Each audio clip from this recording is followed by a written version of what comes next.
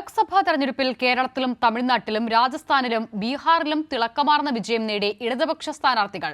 CPIM 4 സീറ്റുകളിൽ വിജയം നേടിയപ്പോൾ സിപിഐയും സിപിഐ-എമ്മിലും 2 സീറ്റുകളിൽ വീതം വിജയം നേടി. തമിഴ്നാട്ടിലെ മധുരയിലും ദിണ്ടിഗലിലും സിപിഐഎം സ്ഥാനാർത്ഥികൾ തിളക്കമാർന്ന വിജയമാണ് നേടിയത്. ദിണ്ടിഗൽ സിപിഐഎം സ്ഥാനാർത്ഥിയും ജില്ലാ സെക്രട്ടറിയുമായ ആർ സച്ചിദാനന്ദം 4 ലക്ഷത്തിൽ പരം വോട്ടുകളുടെ ഭൂരിപക്ഷത്തിനും മധുരയിലെ സിപിഐഎം സ്ഥാനാർത്ഥിയായ സു വെങ്കടേശൻ 2 ലക്ഷത്തിൽ പരം വോട്ടുകളുടെ ഭൂരിപക്ഷത്തിനുമാണ് വിജയിച്ചത്.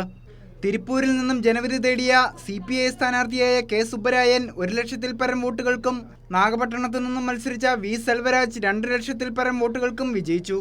രാജസ്ഥാനിൽ ചരിത്രം കുറിച്ചുകൊണ്ടാണ് സിപിഐഎമ്മിന്റെ വിജയം. ബി.ജെ.പി സിറ്റിംഗ് എംപിയായ സുമേധാനന്ദ് സരസ്വതിയെ വൻ ഭൂരിപക്ഷത്തിലാണ് സിപിഐഎം സ്ഥാനാർത്ഥിയായ അമ്രാറാം പരാജയപ്പെടുത്തിയത്. സിപിഐഎം രാജസ്ഥാൻ സംസ്ഥാന സെക്രട്ടറിയും അഖിലേന്ത്യാ കിസാൻ സഭ വൈസ് പ്രസിഡന്റുമാണ് അമ്രാറാം. ബീഹാറിൽ സിപിഐഎമ്മിൽ മത്സരിച്ച 2 സീറ്റുകളിലും ഉജ്ജ്വല വിജയമാണ് നേടിയത്. അരാഹിൽ നിന്നും ജനവിധി തേടിയ സുധാമ പ്രസാദ് 55,000-ലേറെ വോട്ടിനും കാരക്കട്ടിൽ നിന്നും രാജാ രാം സിംഗ് 1 ലക്ഷത്തിലേറെ ഭൂരിപക്ഷത്തിലുമാണ് വിജയിച്ചത്.